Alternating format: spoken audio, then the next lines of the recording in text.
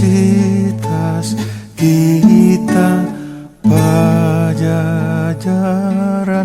tempat bernaung insan abdi masyarakat, pembina nusa bangsa. Pajajaran lambang suci, alma mater yang tercinta,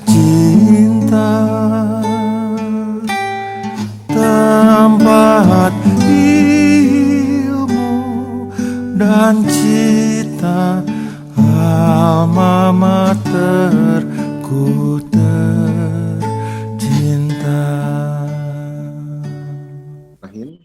Assalamualaikum warahmatullahi wabarakatuh. Selamat pagi dan salam sejahtera bagi kita semua. Saudara-saudara tim promotor, tim yang saya hormati, dengan mengucapkan Bismillahirrahmanirrahim, saya Dekan Fakultas Ekonomi dan Bisnis atas nama Rektor Universitas Pajajaran menyatakan sidang promosi doktor atas nama Saudara Daryanto Hesti Wibowo dengan ini resmi dibuka. Sebelum sidang dilanjutkan, saya persilakan kepada Saudara Sekretaris untuk menyampaikan tata tertib sidang. Silakan, Pak. Siap. Terima kasih, Pak Dekan, selaku pimpinan sidang. Oke, tata tertib acara sidang promosi Dr. Pasca Sarjana Fakultas Ekonomi dan Bisnis Universitas Pajajaran. 1.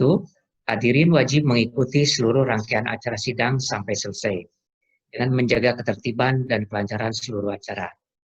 2. Selama sidang berlangsung, hadirin tidak diperkenankan keluar ruangan sidang.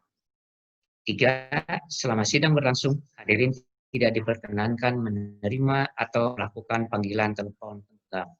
4. Kondisi yang benar-benar darurat, telepon genggam dapat menerima pesan singkat, SMS, tetapi dalam posisi nada dering tidak aktif. 5. Apabila tidak dapat mengikuti acara sidang ini dengan baik, mohon dapat meninggalkan ruangan sidang. 6.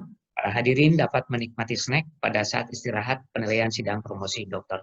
Demikian tata tertib acara sidang promosi doktor Pasca Sarjana. Terima kasih. Baik, terima kasih. Mungkin ada update terkait tata tertib nanti. Selanjutnya saya ingin menyapa kepada Saudara Daryanto Hesti Wibowo. Selamat pagi, apakah bisa mendengar suara saya dengan jelas?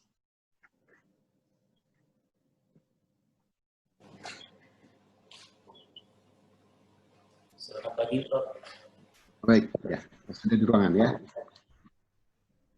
Selanjutnya saya persilahkan kepada Ketua Tim Promotor untuk menyampaikan pernyataan pendahuluan berkenan dengan kesiapan Promovendus menyampaikan disertasinya dan mempertahankan di hadapan sidang ini. Kebetulan Ketua Tim Promotor adalah Pak Dr. Hari. Silakan, Pak. Terima kasih, pimpinan sidang. Assalamualaikum warahmatullahi wabarakatuh. Pimpinan sidang, tim oponen ahli dan representasi guru besar Universitas Pajajaran yang kami hormati. Kami tim promotor Saudara Daryanto Hesti Wibowo, terdiri dari 1. Dr. Haji Hari Suarman, SE, MAAK, CA, CSRS sebagai ketua. 2. Dr. Muhammad Dahlan, SE, MACC, AK sebagai anggota. 3. Dr. Hajah Dini Rasidini, SE, MAK, AK, CA, CSRS sebagai anggota. Terlebih dahulu kami ingin menyampaikan pesan kami kepada Saudara Promovendos. Saudara Promovendos, sebentar lagi saudara akan mempertahankan disertasi yang telah saudara kerjakan. Menurut kami, saudara sudah siap mempertahankan disertasi ini, mengingat saudara telah menempuh dengan baik seluruh proses perkuliahan yang terdiri dari perkuliahan, ujian, kualifikasi, seminar usulan penelitian, ujian naskah disertasi, publikasi jurnal internasional, dan sidang promosi doktor. Kami berharap saudara terlebih dahulu dapat mempresentasikan disertasi ini dengan baik kepada sidang yang terhormat. Dan kepada hadirin para tamu undangan, presentasi ini sebagai pertanggungjawaban akademik saudara Promovendos dan kami sebagai tim promotor. Kami juga berharap saudara dapat mempertahankan disertasi ini dengan baik sebagai karya ilmiah yang dapat saudara banggakan dan pertanggungjawabkan secara keilmuan dan guna laksana pada kehidupan di kemudian hari. Pimpinan dan anggota sidang promosi yang terhormat. Promovendos adalah saudara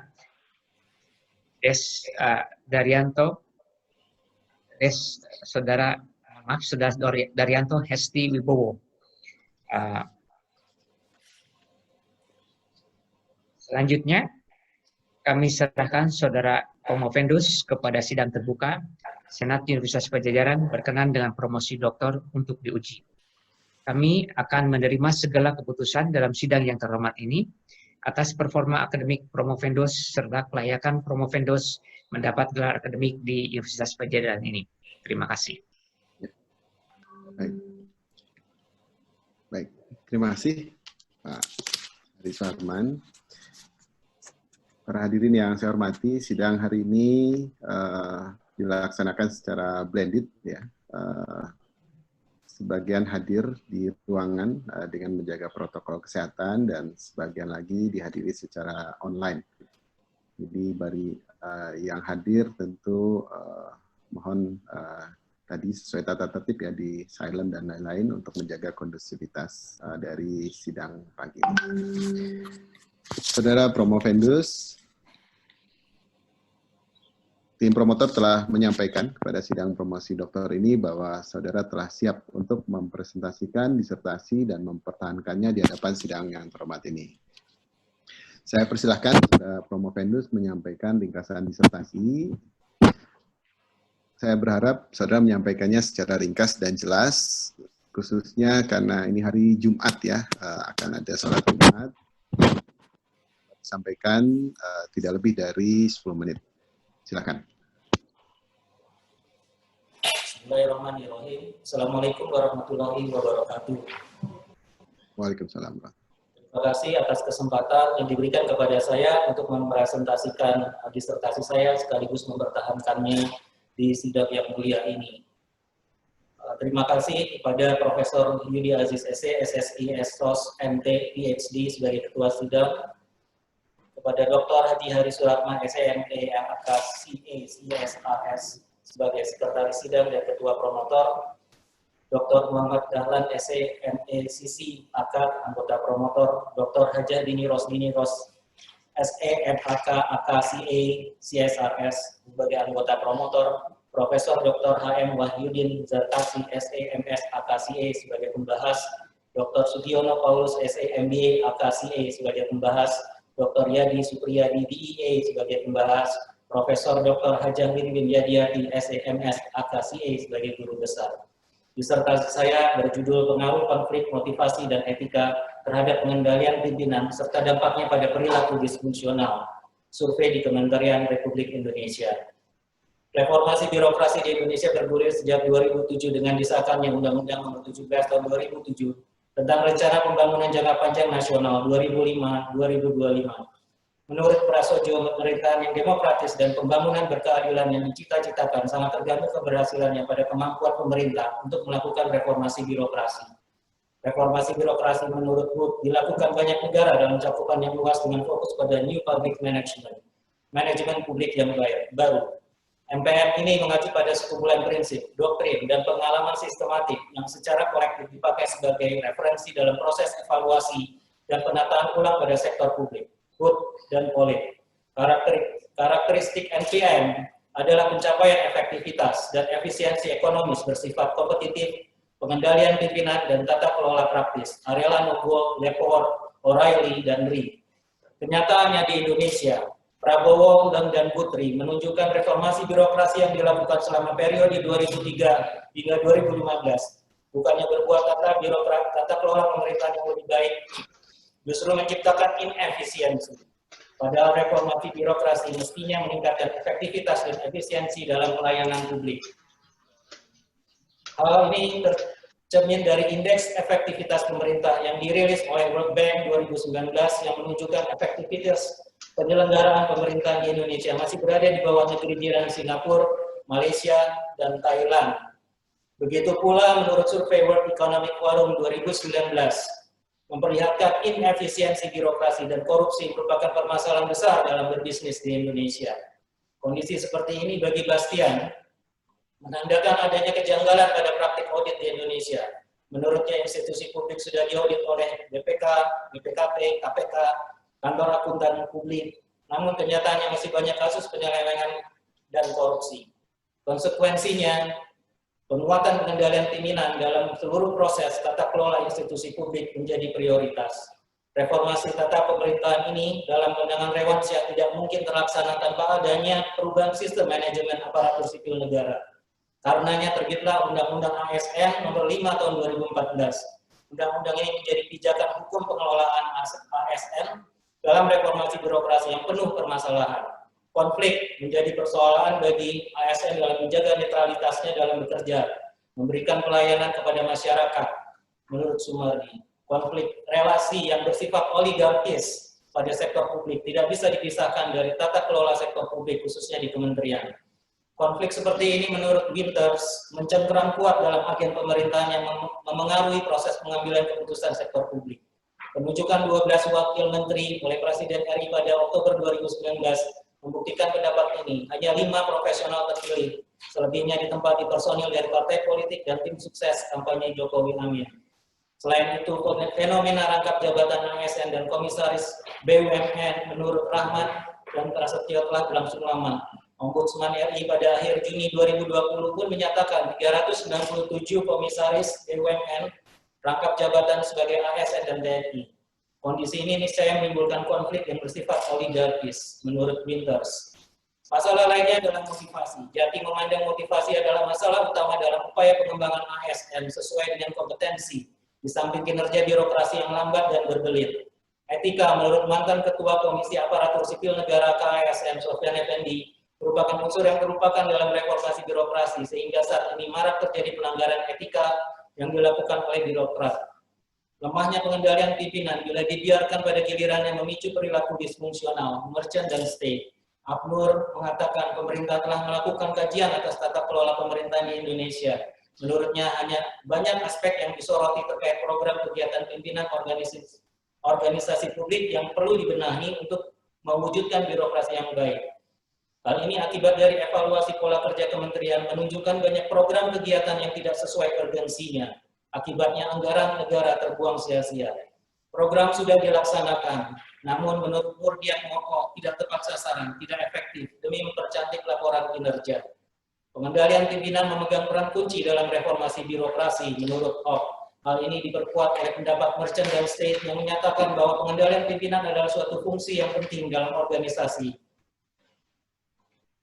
Berdasarkan fenomena dan penelitian terlalu disertasi ini menolak pengendalian pimpinan pada pejabat eselon 1 dan 2 di 34 kementerian dengan variabel konflik, motivasi, etika, pengendalian pimpinan, dan perilaku disfungsional pimpinan.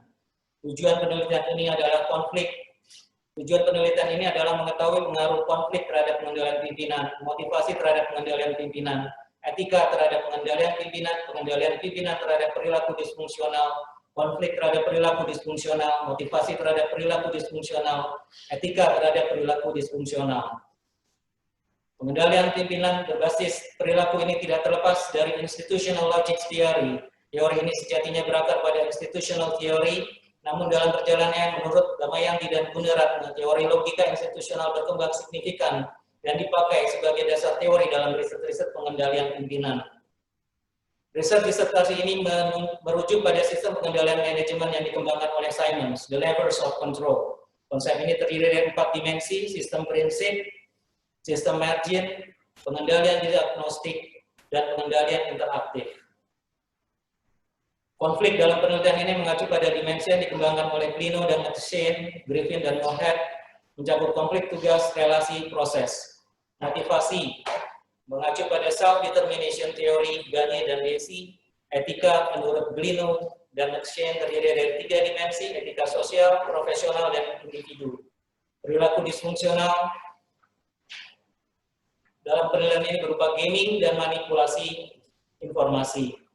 Sehingga hipotesis penelitian ini adalah konflik memengaruhi pengendalian pimpinan, motivasi memengaruhi pengendalian pimpinan, etika memengaruhi pengendalian pimpinan, pengendalian pimpinan memengaruhi perilaku disfungsional, konflik memengaruhi perilaku disfungsional, motivasi memengaruhi perilaku disfungsional, etika memengaruhi perilaku disfungsional.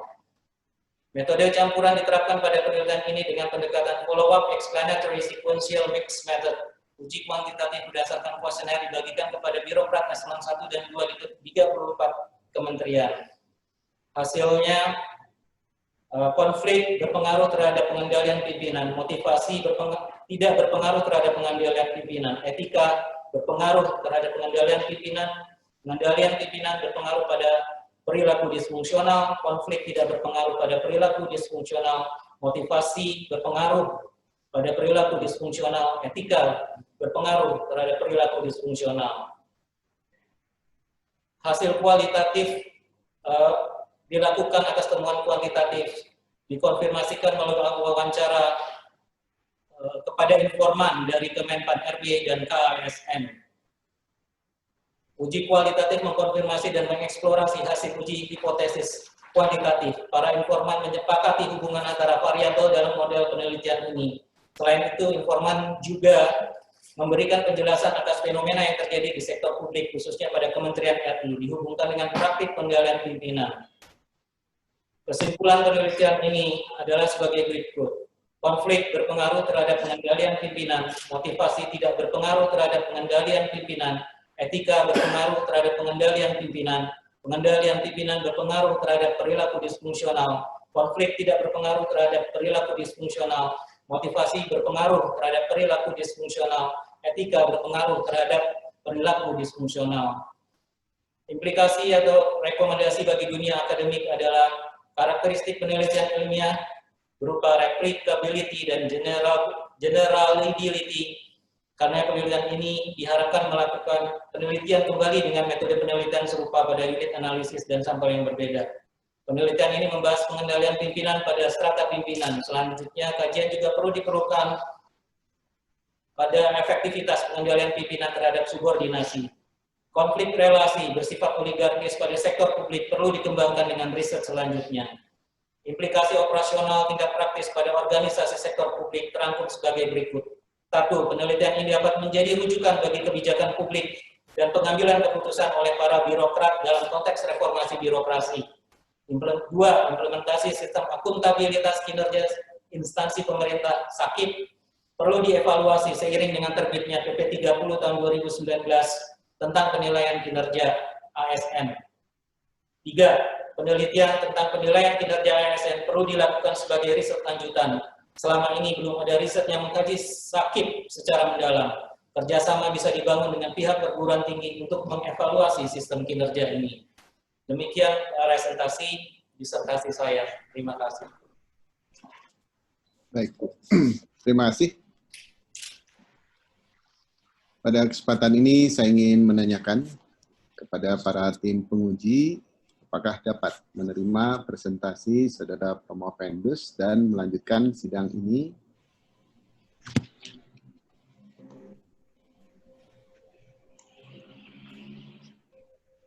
Dapat. Baik. Ya, menerima. Ya, baik. Terima kasih. Saudara Promovendus, dengan telah diterimanya presentasi saudara, maka menjadi tugas saudara untuk dapat mempertahankan disertasi ini di hadapan sidang. Saya persilahkan kepada Bapak Dr. Hari Suharman, selaku Ketua Tim Promotor, untuk mengajukan pertanyaan-pertanyaan. Silakan, Pak. Baik, terima kasih pimpinan sidang. Saudara Promovendus, pertama kali saya ucapkan selamat ya atas berbagai jerih payah yang sudah dilakukan sedemikian rupa, sehingga saudara akhirnya sampailah pada titik terakhir ya untuk menyelesaikan studi di dalam program doktor ilmu akuntansi. Namun sebelum itu ada beberapa pertanyaan yang kami ingin sampaikan pada kesempatan ini untuk memastikan dan meyakinkan kepada kami semua bahwa memang saudara itu nantinya layak sebagai seorang calon doktor di bidang ilmu akuntansi. Terkait dengan disertasi yang saudara telah teliti, maka yang ingin saya tanyakan menyangkut masalah variabel yang saudara teliti yang mengatakan bahwa salah satunya adalah motivasi tidak berpengaruh terhadap pengendalian pimpinan. Ya. Dan ini adalah suatu survei yang dilakukan di Kementerian Republik Indonesia. Ya. Nah, bila kita bicara motivasi, sudah barang tentu itu ada kaitannya dengan masalah peningkatan produktivitas pegawai, terutama di dalam upaya mewujudkan target-target atau apa yang sudah dicanangkan di dalam RKP. Oleh karena itu, bicara masalah pengendalian pimpinan sudah barang tentu akan berkaitan dengan masalah upaya-upaya untuk memastikan bahwa apa target-target yang sudah dicanangkan di dalam RKP atau yang sudah ditetapkan bersama itu hendaknya dapat diwujudkan. Namun dalam kajian saudara mengatakan bahwa pengendalian ini tidak dipengaruhi oleh motivasi. Nah, oleh karena itu, yang ingin kami tanyakan adalah motivasi yang bagaimana yang tidak dapat dikendalikan oleh pimpinan di Kementerian Republik Indonesia, sehingga nantinya bisa berdampak positif maupun negatif terhadap upaya-upaya mewujudkan target-target yang sudah ditetapkan semula. Kemudian yang kedua terkait dengan masalah perilaku disfungsional. Ya. Nah, bicara masalah salah satu variabel yang diteliti adalah konflik yang dikatakan bahwa secara bersama-sama dengan motivasi dan etika dan juga dengan pengendalian pimpinan itu tidak berpengaruh terhadap perilaku disfungsional. Oleh karena itu ingin dapat dielaborasi kira-kira kenapa konflik tidak berpengaruh terhadap perilaku disfungsional. Ada kemungkinan, ada suatu potensi bahwa konflik ini itu dapat menjadi sesuatu yang dinamis ya, dalam upaya melihat kondisi-kondisi yang konon ya statis, tetapi tidak dapat mengelaborasi terhadap produktivitas pegawai, kan ya. Oleh karena itu, ada kalanya bahwa konflik itu pun juga bisa merubah perilaku disfungsional yang nantinya dapat menjadi suatu penghambat atau bahkan bisa menjadi suatu gerakan-gerakan yang bisa menciptakan kreativitas dan inovasi. Demikian, mohon silakan dijawab, Romo Vendus. Terima kasih. Terima kasih pertanyaannya, Bapak Dr. Hari Suharman. Motivasi dalam penelitian ini tidak berpengaruh terhadap pengendalian pimpinan berdasarkan uji hipotesis secara inferensial. Hasil ini tidak sejalan dengan referensi Merchant dan State, Merchant dan White, kemudian Grun, yang mengungkap motivasi berpengaruh terhadap pengendalian pimpinan. Pimpinan bermotivasi rendah yang tidak tertarik dalam memenuhi keinginan organisasi sebenarnya merupakan sumber masalah bagi organisasi tersebut. Namun, pendapat berbeda disampaikan oleh Adler dan Chen, Sutton dan Brown, Valeyras et al. Yang menyatakan tidak semua motivasi berpengaruh pada pengendalian pimpinan. Motivasi intrinsik dalam hal ini tidak berpengaruh terhadap pengendalian pimpinan. Motivasi intrinsik ini adalah motivasi yang dimiliki oleh seseorang tanpa berharap adanya imbalan atau insentif, sehingga pimpinan melakukan tugasnya, sehingga pimpinan melaksanakan tugasnya sesuai dengan panggilan jiwanya. Kemudian yang kedua adalah konflik tidak berpengaruh pada perilaku disfungsional. Hal ini juga tidak sejalan dengan referensi atau studi-studi terdahulu, Griffin dan Moorhead, Blinow dan Metzen, Agemang dan Broadbent, yang menyatakan bahwa konflik berpengaruh terhadap pengendalian perilaku disfungsional. Namun ada pendapat lain yang dilontarkan oleh Jaworski dan Young, kemudian Macy dan Deus, yang menyatakan tidak ada hubungannya antara konflik dan perilaku disfungsional ini. Lebih lanjut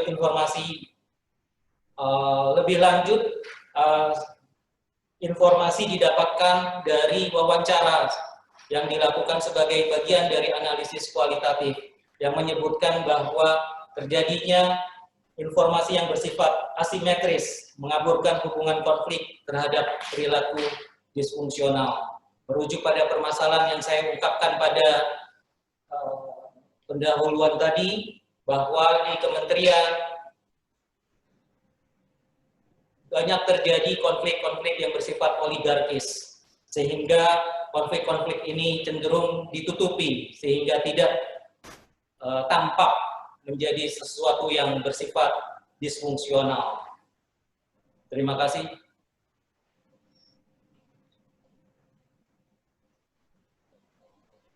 Baik, terima kasih pimpinan sidang.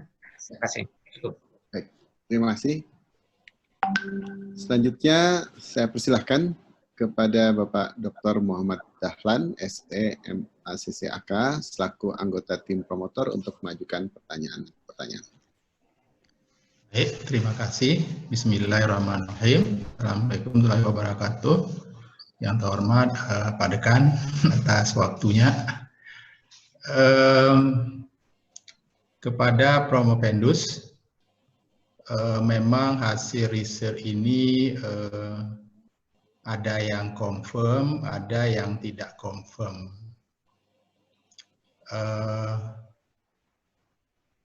Pertanyaan pertama adalah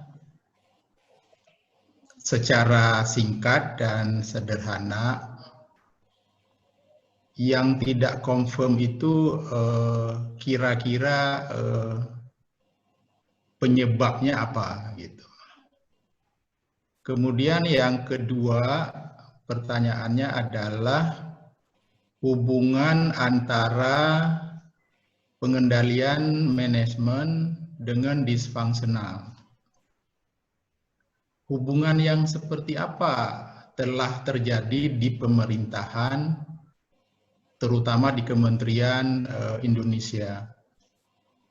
Nah, dari hubungan ini kira-kira apa implikasi terhadap sebuah teori yang dikembangkan oleh Chen Hall pada 2005 yang dikenal dengan nama Integrative Performance Measurement System. Apakah integrative strategic performance measurement itu bisa diterapkan di pemerintahan Republik Indonesia? Terima kasih. Silakan menjawab. Baik, terima kasih atas pertanyaan Dr. Muhammad Dahlan. Dari hasil uji kuantitatif, uji hipotesis menunjukkan bahwa tidak ada hubungan antara motivasi dengan pengendalian pimpinan dan tidak ada hubungan tidak berpengaruhnya konflik terhadap perilaku disfungsional. Kedua hasil uji hipotesis ini sudah dikonfirmasikan kepada narasumber, kepada informan pada fase kualitatif, bahwa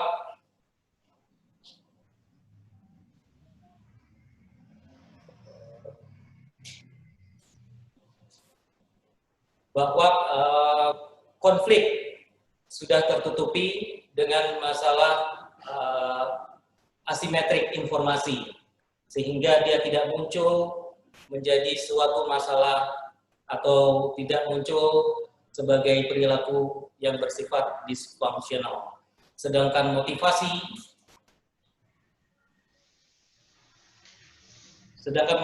terkait dengan para informan atau para responden pada penelitian ini yang menunjukkan bahwa responden terpilih memiliki motivasi yang sifatnya intrinsik sehingga tidak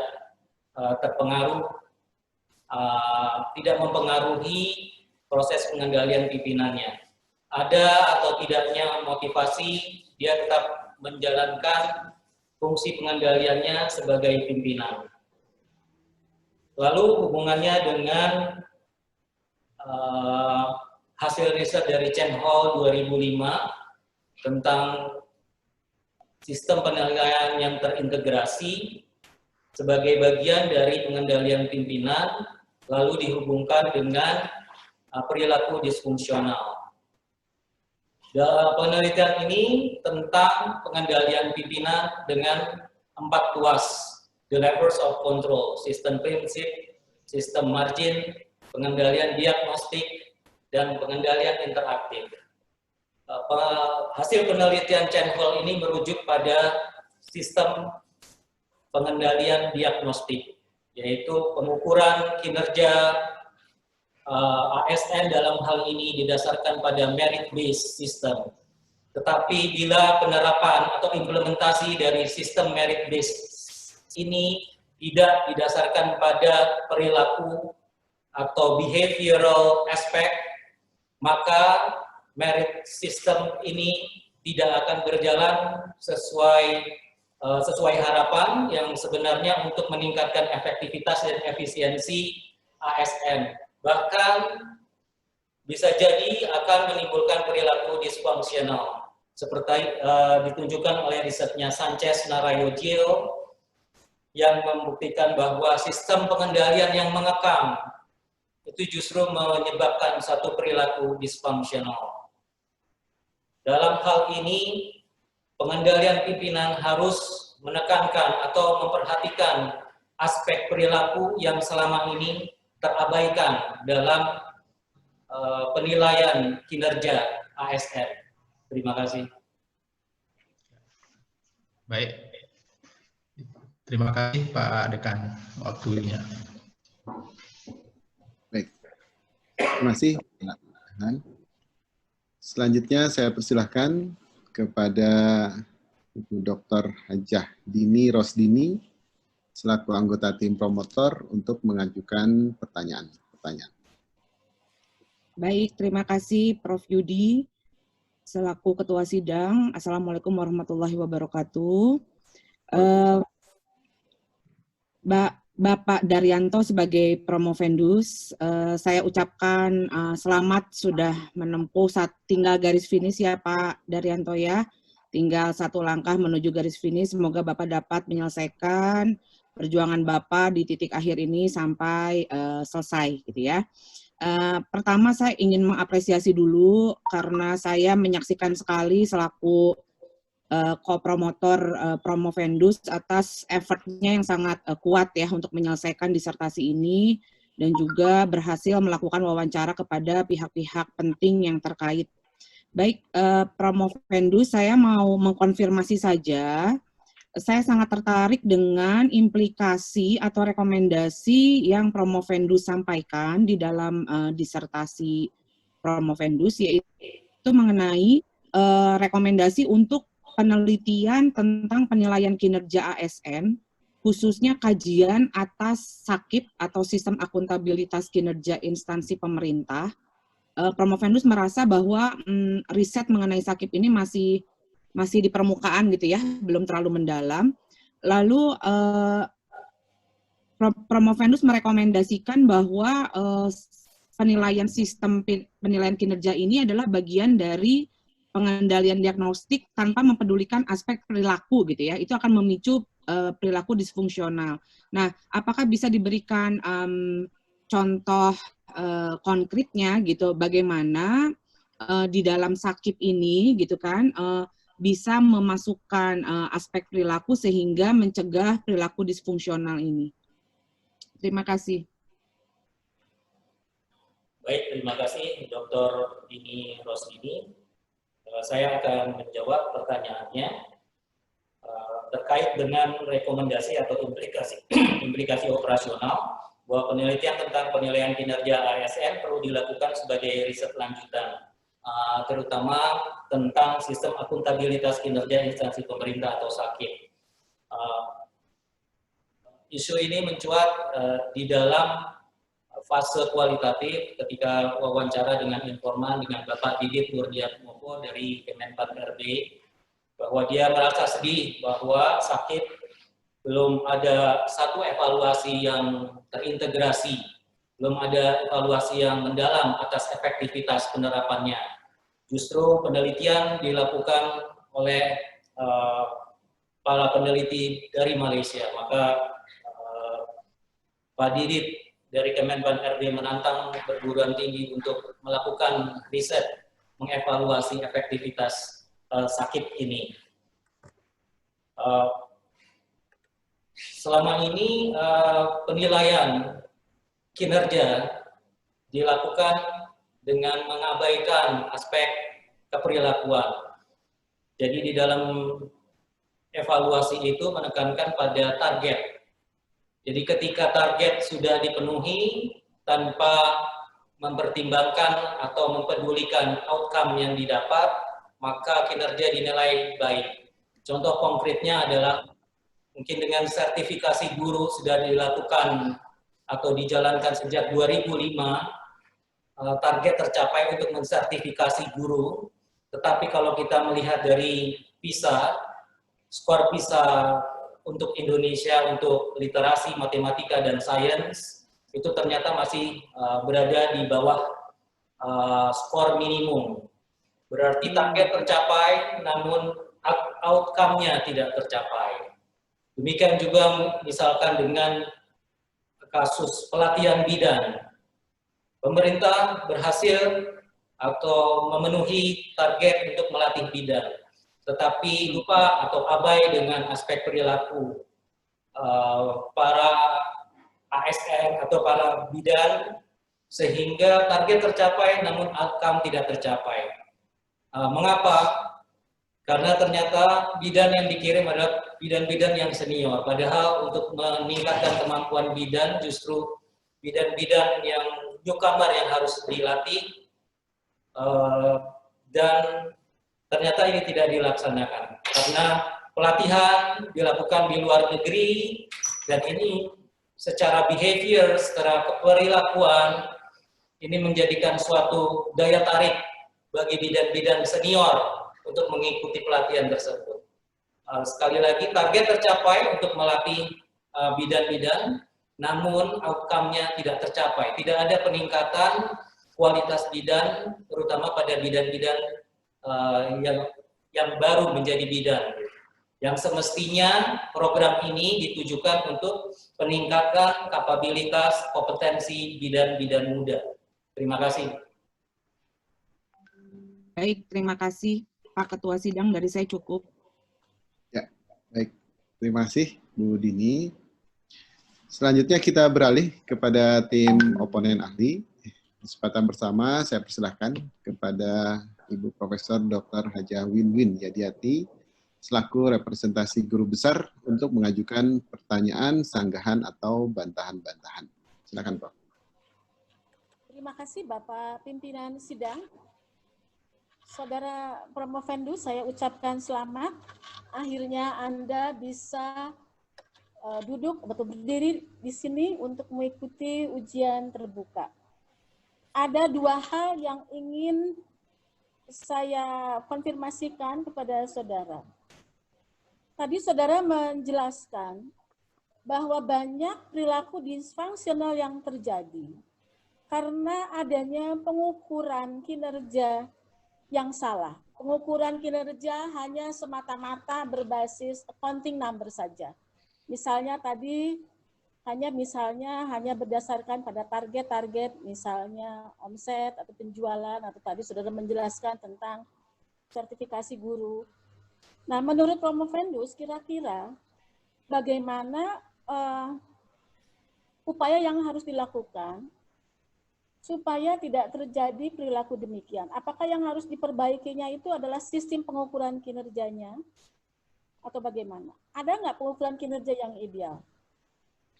Kemudian yang berikutnya, kalau kita lihat ke fraud Pentagon, menurut Promovendus, kira-kira yang menyebabkan perilaku disfungsional di Indonesia, ya misalnya kasus korupsi, itu karena faktor apa yang dominan?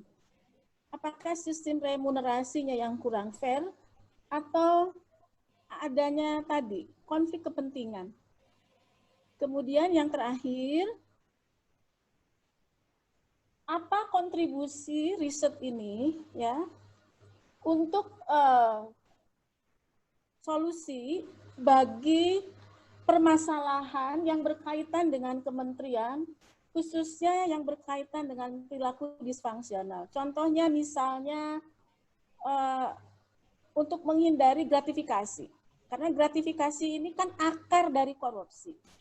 Kira-kira menurut saudara apa upaya yang harus dilakukan? Apakah perlu misalkan dibentuk suatu unit satuan gratifikasi di setiap kementerian atau bagaimana? Silahkan dijawab. Baik, terima kasih Profesor Win-Win atas pertanyaannya. Saya akan menjawab pertanyaan-pertanyaan tersebut. Yang pertama, bahwa dalam penilaian kinerja yang selama ini dilakukan abai terhadap aspek keperilakuan. Penelitian ini tentang pengendalian pimpinan, dengan 4 tuas pengendalian, the levers of control, sistem prinsip, sistem margin, kemudian pengendalian diagnostik, dan pengendalian interaktif. Untuk resep mengatasi permasalahan ini adalah dengan menggunakan keempat tuas pengendalian ini. Jadi pimpinan diharapkan piawai untuk memainkan keempat tuas. Dengan kombinasi dari keempat tuas tersebut, maka diharapkan sistem kinerja itu dapat diimplementasikan dengan baik. Jadi tidak bergantung pada angka-angka accounting report semata atau laporan-laporan kinerja lainnya, tetapi juga mempertimbangkan, juga memainkan tuas-tuas pengendalian yang lain, terutama dalam hal ini yang terkait atau dominan adalah tuas pengendalian diagnostik dan tuas pengendalian interaktif. Karena dengan tuas pengendalian interaktif ini sebenarnya pimpinan dituntut untuk responsif terhadap perubahan lingkungannya. Jadi pengendalian interaktif ini memfasilitasi learning organization. Learning organization adalah kemampuan sumber daya dalam suatu organisasi untuk merespon perubahan-perubahan di sekitarnya atau di lingkungannya. Sehingga melalui dialog antara atasan dengan bawahan atau pimpinan dengan atasannya atau dengan rekan sejawatnya, maka sistem atau bias dalam penerapan sistem penilaian kinerja itu dapat diminimalisir. Kemudian yang kedua tentang perilaku disfungsional yang terjadi di kementerian. Saya berpendapat merujuk pada penelitian Jeffrey Winters bahwa di banyak kementerian berlaku konflik oligarkis. Jadi sekelompok pihak, sekelompok kecil pihak yang memiliki kekuasaan besar yang memiliki kekuasaan politik yang besar untuk memengaruhi pengambilan keputusan di kementerian. Jadi perilaku disfungsional yang dominan pada kementerian saat ini adalah saya sepakat dengan Jeffrey Winters bahwa dominan terhadap konflik oligarkis. Kemudian bagaimana ini pengendalian pimpinan ini diterapkan dalam satu organisasi? Kalau kita merujuk pada three line of defense, pengendalian pimpinan ini berada pada lini kedua dalam konsep three lines of defense. Kemudian pada lini ketiga muncullah internal auditor yang sudah menelaah, yang harus menelaah atau bahkan mencari bila terjadi kecurangan-kecurangan di dalam suatu organisasi. Fungsi pengendalian pimpinan ini saya juga merujuk pada AGA, the Association of Governmental Accounting, dengan pola 10-80-10, bahwa 10% dalam satu organisasi itu akan berlaku curang. 80% dia sebagai swing employees, artinya dia bisa bersikap curang, dia bisa bersikap jujur. Kemudian 10% terakhir untuk melengkapi 100% adalah orang-orang yang benar-benar jujur. Nah, pengendalian pimpinan ini adalah memiliki misi untuk mengubah yang 80% itu agar menjadi baik menurut Merchant dan Van der Steen. Terima kasih, Profesor Win-Win. Cukup, Bapak Ketua. Ya. Terima kasih. Baik, terima kasih, Prof. Win-Win. Selanjutnya saya persilahkan kepada Bapak Profesor Dr. Wahyudin Zarkasi selaku oponen ahli untuk mengajukan pertanyaan, sanggahan, atau bantahan-bantahan. Silakan.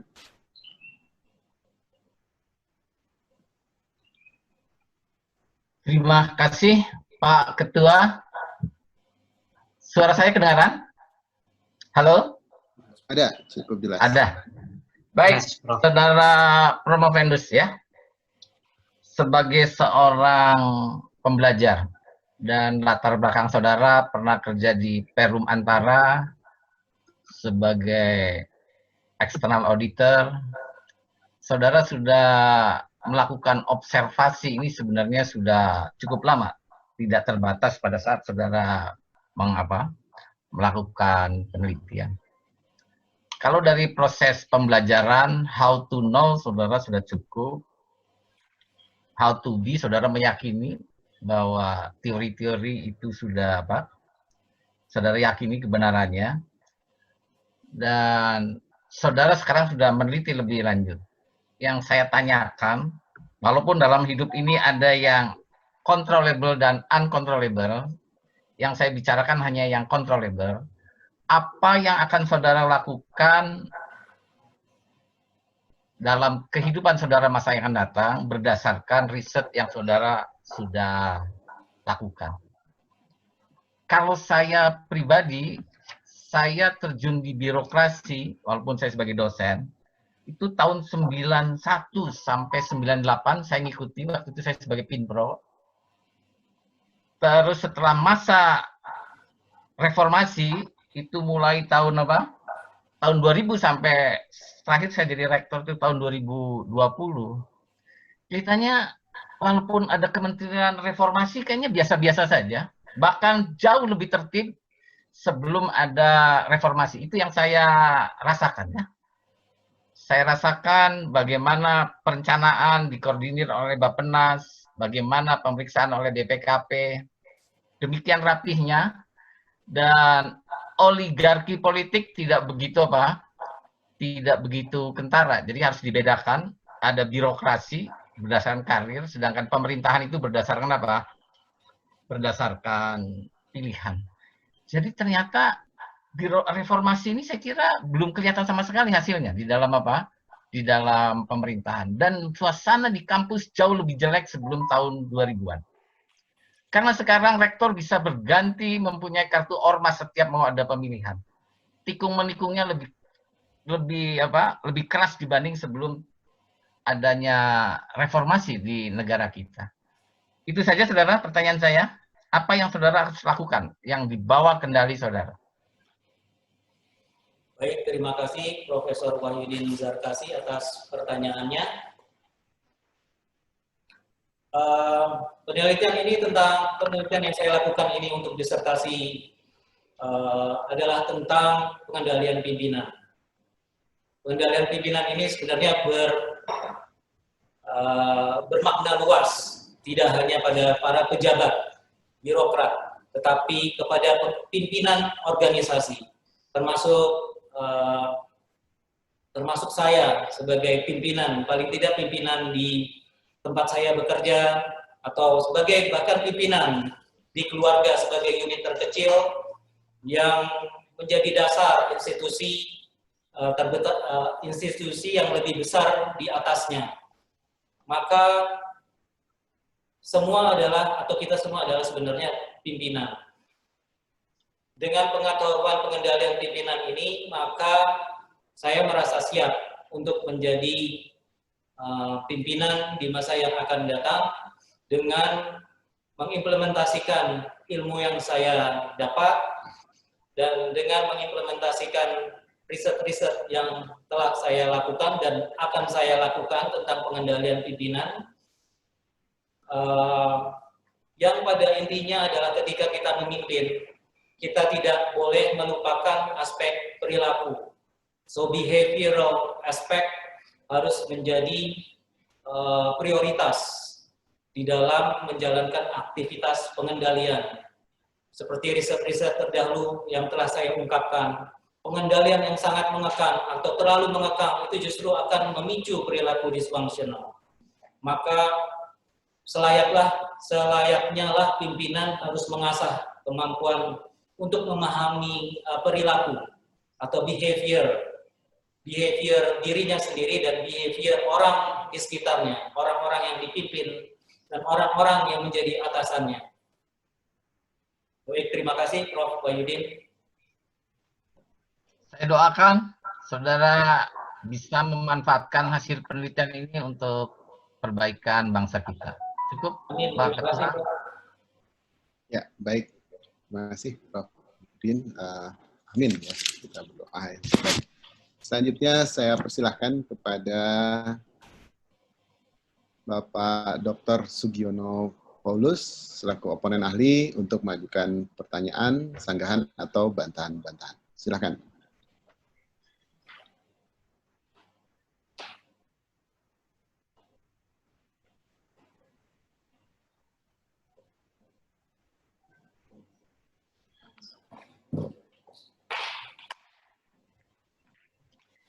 Mode-nya dulu, Pak. Mode-nya dulu, Pak. Suaranya, Pak. Ya, terima kasih. Salah tadi. Terima kasih Pak Dekan. Saya sebetulnya tadinya mau menanyakan ke Prof. Vendus ini hal yang sama seperti yang tadi ditanyakan oleh Prof. Wahyudin, yaitu berkaitan dengan masalah fenomena ya. Hasil penelitian ini seperti apa. Tapi tadi sudah dijelaskan secara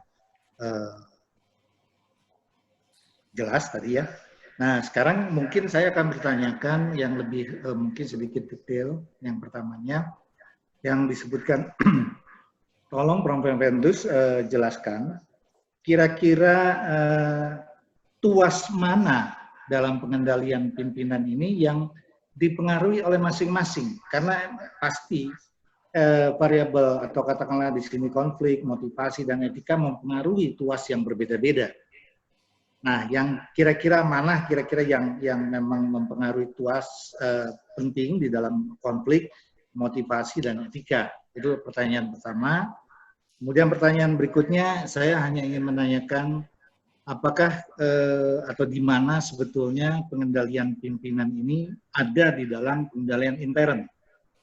Karena kita tahu bahwa kita di sini fokusnya kan ke pengendalian manajemen, tapi saya coba geser ke pengendalian intern. Kira-kira di mana ya masalah pengendalian pimpinan ini?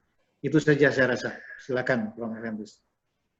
Terima kasih Dr. Sugiono Paulus atas pertanyaannya. Saya jawab pertanyaannya. Jadi di antara 4 tuas pengendalian dari the levels of controls, dari riset yang saya lakukan, terutama pada fase kualitatif, saya dapatkan dari informan bahwa pengendalian interaktif menjadi satu tuas yang berperan dominan dalam mengeliminir variabel-variabel konflik dan etika, sehingga dapat meredam perilaku disfungsional. Jadi menurut narasumber atau informan dalam fase kualitatif itu, konflik di kementerian itu bagaikan berjatuhan dari atas, sehingga bagi para pejabat eselon 1 dan eselon 2 yang menjadi responden dalam penelitian ini dituntut untuk melakukan aktivitas pengendalian yang pas sehingga tidak menimbulkan gejolak. Contohnya adalah program pemangkasan eselonisasi di struktur ASN dengan dipangkasnya eselon 3 dan eselon 4. Tentu ini membuat gejolak di dalam kementerian, sehingga pejabat eselon 1 dan eselon 2 dituntut kepiawaiannya untuk memainkan instrumen atau tuas-tuas pengendalian. Dalam hal ini menurut informan yang paling krusial, yang paling signifikan adalah pengendalian interaktif. Karena dalam situasi seperti ini, apalagi dalam masa pandemi yang penuh dengan ketidakpastian, strategi berubah, kebijakan berubah, maka peran pengendalian interaktif ini sebagai fasilitator untuk learning organization itu menjadi satu keniscayaan yang harus dikuasai bagi seorang pimpinan. Pertanyaan kedua tentang posisi pengendalian pimpinan di dalam satu organisasi dikaitkan dengan aspek pengawasan. Saya merujuk pada konsep Three Lines of Defense tadi, bahwa di dalam Three Lines of Defense ini pengendalian pimpinan berada pada lini kedua dari 3 lini. Pengendalian pimpinan berusaha untuk mencegah atau meredam perilaku disfungsional. Kemudian bila perilaku disfungsional ini tetap terjadi, maka lini ketiga, internal auditor, inspektorat dalam hal ini di dalam kementerian untuk berusaha untuk mendeteksi bias yang terjadi di dalam organisasinya, kemudian memperbaikinya. Terima kasih Pak Dr. Sugiono Paulus.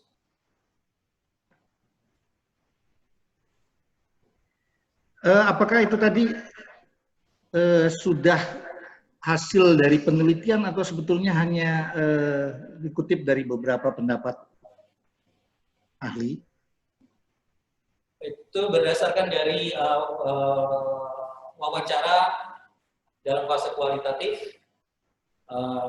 dengan informan dari Kemenpan RB dan Komisi ASN. Lalu kemudian yang konsep Three Lines of Defense saya ambil dari the Institute of Internal Audit. Jadi itu hasil dari penelitiannya. Oke, kalau begitu yang kedua itu masalah di mana posisi pengendalian pimpinan di dalam pengendalian internal sistem. Baik, Pak Dr. Sugiono Paulus, dalam pengendalian intern, kalau merujuk pada the Three Lines of Defense, konsep yang dikembangkan dari the Institute of Internal Audit, posisi pengendalian berada pada di lini pertama. Sebelum lini terakhir, lini pertahanan terakhir, internal audit. Kemudian kalau saya merujuk juga pada Anthony dan Govinda Rayan, bahwa pengendalian pimpinan itu berada di antara task control dan formulasi strategi. Jadi pengendalian pimpinan ini memastikan bahwa strategi atau kebijakan yang sudah diformulasikan itu bisa diimplementasikan dengan efektif dan efisien dengan menggunakan informasi-informasi yang didapat dari task control, dari lini sebelumnya, berupa laporan-laporan kinerja, laporan-laporan akuntansi, dan lain sebagainya. Kalau merujuk pada sistem pengendalian internal yang ditetapkan oleh KOSO, kira-kira dari 5 elemen itu masuk dalam pengendalian pimpinan masuk dalam elemen yang berapa?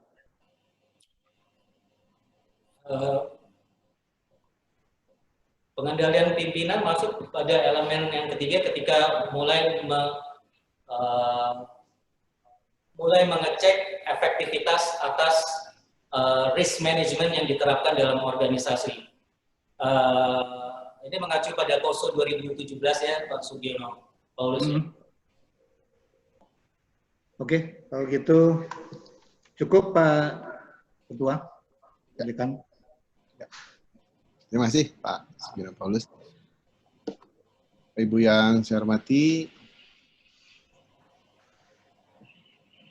dengan selesainya pertanyaan dan bantahan dari para penguji, sidang saya tunda guna memberikan kesempatan kepada tim penguji untuk memberikan penilaian. Kami persilahkan pada tim penguji untuk memberikan penilaian di ruang break room ya, di secara online. Saudara Promovendus serta para hadirin kami persilahkan untuk beristirahat sejenak. Terima kasih.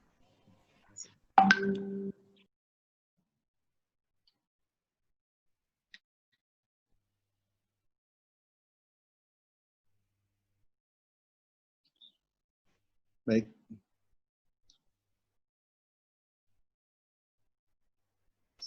Sebentar lagi kita lanjutkan.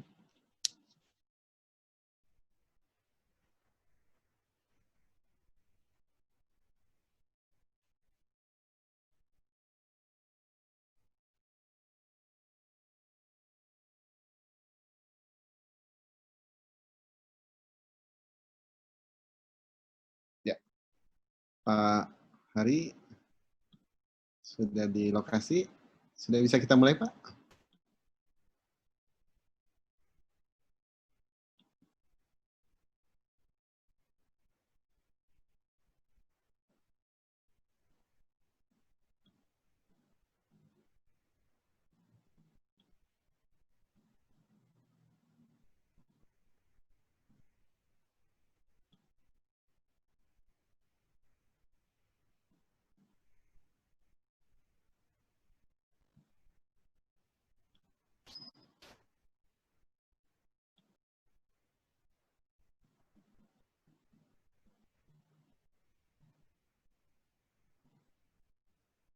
Ya.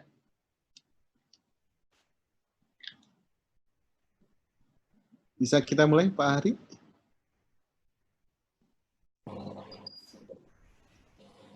Baik.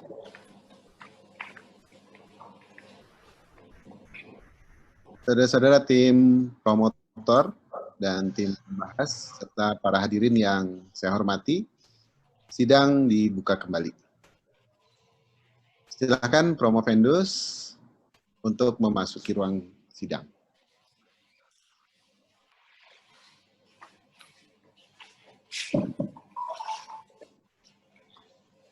Saudara Promovendus, pimpinan dan anggota sidang telah melaksanakan rapat penilaian tentang disertasi saudara berdasarkan nilai-nilai yang saudara raih dalam seluruh proses perkuliahan yang terdiri dari perangkat mata kuliah, esai 1, ujian kualifikasi, esai 2, dan seminar usulan penelitian, serta ujian naskah disertasi dan sidang promosi doktor hari ini, maka kami nyatakan bahwa saudara lulus pada doktor dalam bidang ilmu akuntansi dengan yudisium sangat memuaskan. Oleh karena itu, sesuai dengan tradisi akademik, mulai hari ini saudara berhak menggunakan gelar doktor. Saya atas nama Rektor Universitas Padjadjaran mengucapkan selamat. Ucapan selamat juga disampaikan kepada keluarga saudara yang selama ini mendukung upaya saudara meraih gelar akademik tertinggi ini. Mudah-mudahan keberhasilan saudara ini akan membawa keberhasilan lainnya di masa yang akan datang. Hendaknya disadari bahwa gelar doktor bukan sekedar menambahkan 2 huruf di depan nama saudara, tetapi membawa tanggung jawab untuk senantiasa mengembangkan ilmu pengetahuan, khususnya bidang ilmu yang saudara tekuni untuk disumbangkan bagi kesejahteraan bangsa dan negara. Jasa doktor tidak diserahkan pada sidang ini, tetapi diserahkan nanti pada upacara wisuda Universitas Padjadjaran yang akan datang. Sebagai bukti kelulusan saudara, dalam sidang promosi doktor ini, kami diwakili oleh Sekretaris Sidang akan menyerahkan sertifikat kelulusan sidang promosi doktor atas nama Dr. Daryanto Hesti Wibowo. Silakan, Pak Hari.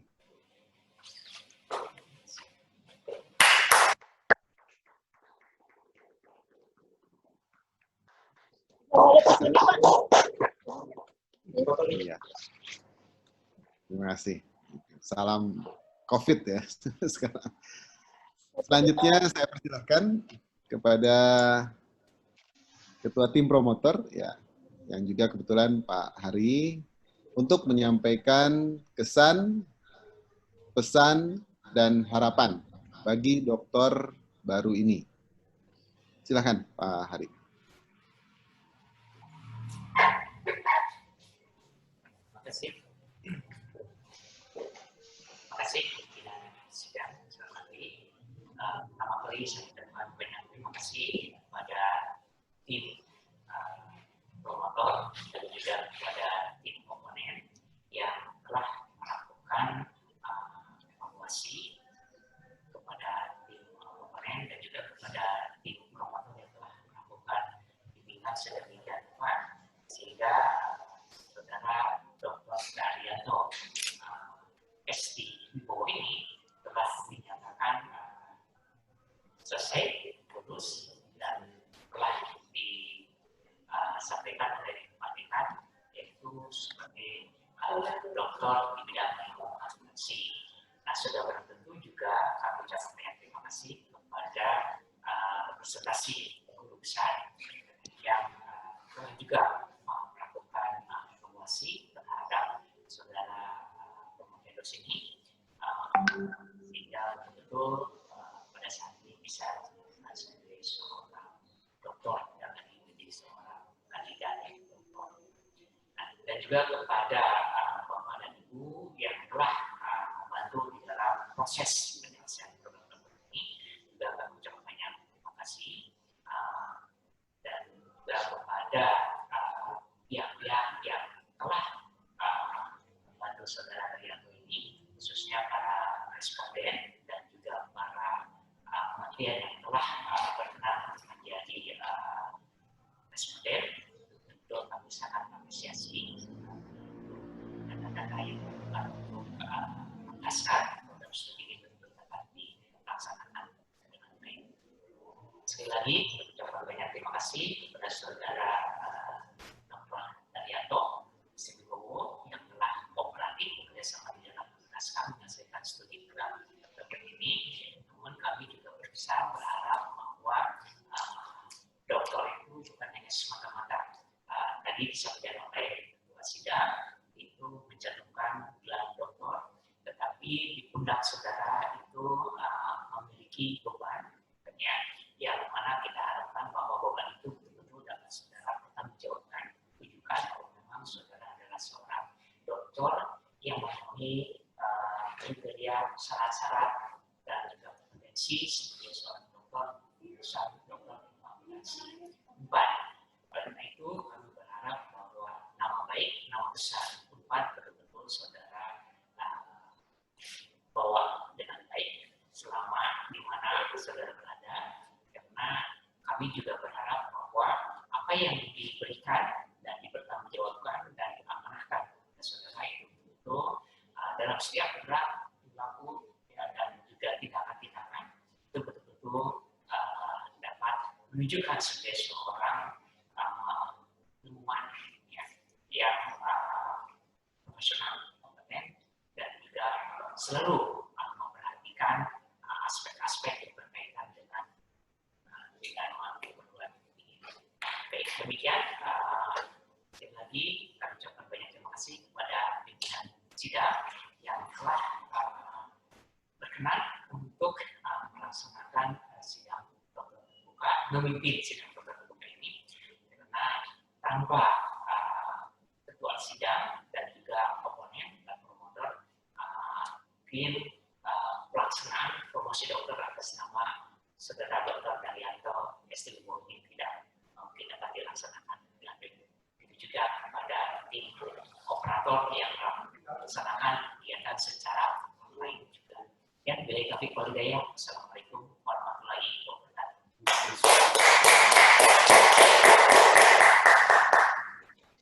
Terima kasih pada Ketua Tim Promotor, Bapak Dr. Hari Suarman. Sebelum sidang saya tutup, saya persilahkan kepada Dr. Daryanto untuk menyampaikan ungkapan rasa syukur dan kebahagiaan berkenaan dengan telah selesainya studi saudara pada Doktor Ilmu Akuntansi, Fakultas Ekonomi dan Bisnis, Universitas Padjadjaran. Silakan Pak Dr. Daryanto. Terima kasih Pak Dekan, Profesor Yudi Aziz. Bismillahirrahmanirrahim. Bismillahirrahmanirrahim. Assalamualaikum warahmatullahi wabarakatuh.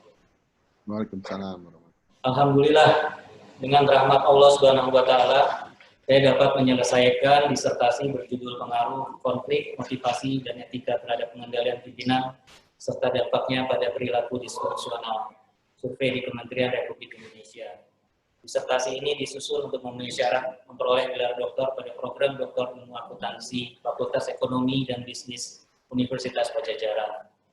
Alhamdulillah, saya bisa menjejak tahap akhir dari jenjang pendidikan terakhir ini. Sungguh suatu kehormatan dan kebahagiaan luar biasa bagi saya berada dalam sidang promosi doktor yang mulia dan khidmat ini, meski masih dalam masa pandemi yang penuh dengan ketidakpastian. Penulisan disertasi ini adalah suatu proses yang panjang. Saya mewakili angkatan 2015-1. Semoga bisa memberikan inspirasi dan semangat teman-teman saya yang masih berjuang untuk menyelesaikan studi doktoralnya. Angkatan kami mengalami 3 kepemimpinan Kaprodi, Doktor Ilmu Akuntansi. Terima kasih saya ucapkan kepada almarhum Profesor Azhar Susanto dan Profesor Sri Mulyani, serta Kaprodi saat ini, Bapak Dr. Hari Suharman. Saya bahkan menjadi saksi pembangunan jalan tol layang Jakarta Cikampek, sekaligus merasakan pedihnya kemacetan dalam perjalanan Jakarta-Bandung-Jakarta selama masa studi. Pada akhirnya, mentari terbit dengan senyumnya melipat gelap. Perjalanan ke Bandung pun kini bisa melayang. Saya pun bersama keluarga, kolega, dan handai tolan dengan kegembiraan menyambut gelar Doktor Ilmu Akuntansi ini yang selama ini kami perjuangkan. Kehidupan terus berlanjut, permasalahan terus bergulir. Keduanya terus berkelindan. Karenanya ilmu terus berkembang demi meloloskan diri dari jerat masalah. Semoga buah pikir dalam disertasi ini bermanfaat bagi para pimpinan dalam menjalankan pengendalian di organisasinya. Bagi para peneliti untuk melakukan riset lebih lanjut, bahkan riset ini dapat diterapkan oleh pimpinan keluarga sekalipun sebagai institusi terkecil yang menjadi dasar lingkup institusi yang lebih besar. Sejatinya kita semua adalah pemimpin, khalifah di muka bumi. Sadar tidak sadar kita senantiasa terlibat dengan masalah pengendalian. Tak heran setiap tahun umat muslim diwajibkan puasa Ramadan sebulan penuh agar piawai dalam urusan pengendalian ini. Saya mendapat dukungan dari berbagai pihak selama proses penyusunan disertasi ini. Sepatutnya saya mengucapkan terima kasih kepada yang terhormat Ketua Program Studi Doktor Ilmu Akuntansi Universitas Padjadjaran dan juga sebagai Ketua Promotor Bapak Dr. Hari Suharman, beserta anggota Bapak Dr. Muhammad Dahlan, Ibu Dr. Hajah Dini Rosdini. Tim ini berperan penting dalam membimbing dan mengarahkan saya dengan penuh dedikasi. Tim komponen ahli terdiri dari Profesor Wahyudin Zarkasi, Dr. Sukiono Paulus, Dr. Yadi Supriyadi, yang secara kritis memberikan saran perbaikan, koreksi, dan arahan dalam penyempurnaan disertasi ini. Representasi Guru Besar Universitas Padjadjaran, Profesor Dr. Raja Wimpin Yadiati, Dekan Fakultas Ekonomi dan Bisnis Universitas Padjadjaran, Profesor Yudi Aziz, Rektor Universitas Padjadjaran, Profesor Dr. Rina Indriastuti sebagai pimpinan perguruan tinggi yang menaungi program Doktor Ilmu Akuntansi, Ketua Komite Aparatur Sipil Negara, Profesor Agus Pramusinto, dan Dr. Ari Budiman sebagai narasumber dalam fase kualitatif penelitian ini, Sekretaris Deputi Bidang Reformasi Birokrasi, Akuntabilitas Aparatur dan Pengawasan, Kementerian Pendayagunaan Aparatur Negara dan Reformasi Birokrasi, Didit Nurdian Moko sebagai informan dalam penelitian ini, Ketua Yayasan Ilomata, Bapak Amrullah Satoto, dan Rektor Institut Setiani, Dr. Panji Hendraso, yang memberi kesempatan dan dukungan kepada saya untuk melanjutkan studi doktoral ini. Penasehat Yayasan Ilomata, Profesor Wahyudin Latundran, sebagai mentor yang kerap berpikir di luar kotak demi kemajuan pendidikan, Direktur Utama Kantor Berita Anggara Media Tama Suryadi Ningrat, rekan-rekan lintas angkatan di program Dr. Ilmu Akuntansi Universitas Pajajaran, khususnya rekan angkatan 2015, keluarga Sudarmono, dan Okto Rosadi. Capaian ini, keberhasilan ini adalah jawaban terbaik atas pertanyaan orang tua saya, Bapak Okto Rosadi, sesaat sebelum pergi ke Tanah Suci Mekah untuk berhaji. Beliau menanyakan tentang kelanjutan disertasi, penyusunan disertasi saya. Dan akhirnya pertanyaan itu ternyata pertanyaan terakhir khusus buat saya, karena Pak Okto Rosadi sudah menghadap Allah Subhanahu wa Ta'ala di Tanah Suci Mekah 10 Zulhijjah musim haji tahun lalu. Semoga ini menjadi jawaban terbaik baginya. Istri tercinta Mr. Rosyadi, putra dan putri saya Nayarto Api Wibowo dan Nafisa Sakinah Wibowo, yang senantiasa menemani dan membuat hidup dinamis hingga capaian strata akademik tertinggi ini. Keterbatasanlah yang membuat saya tidak bisa menyebutkan semua pihak satu persatu. Saya aturkan doa terbaik kepada Allah Subhanahu wa Ta'ala bagi semua pihak yang telah berperan. Wassalamualaikum warahmatullahi wabarakatuh.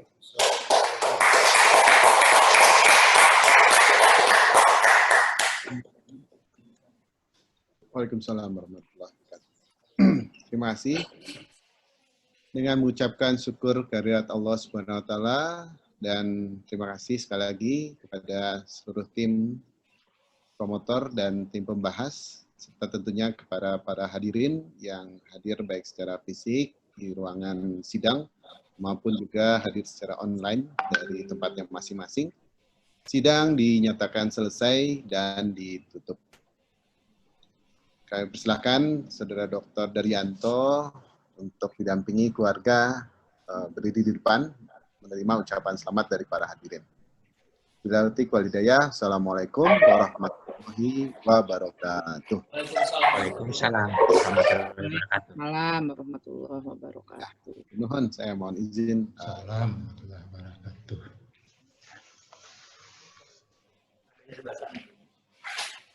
Iya, terima kasih ya.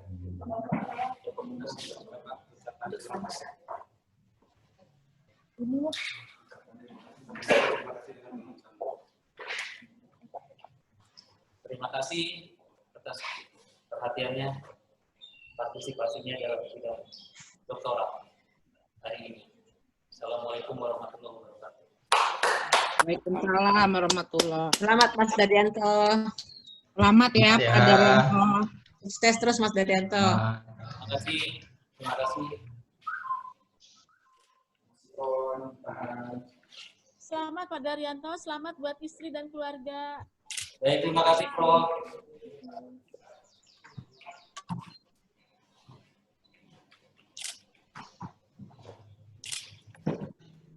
Selamat buat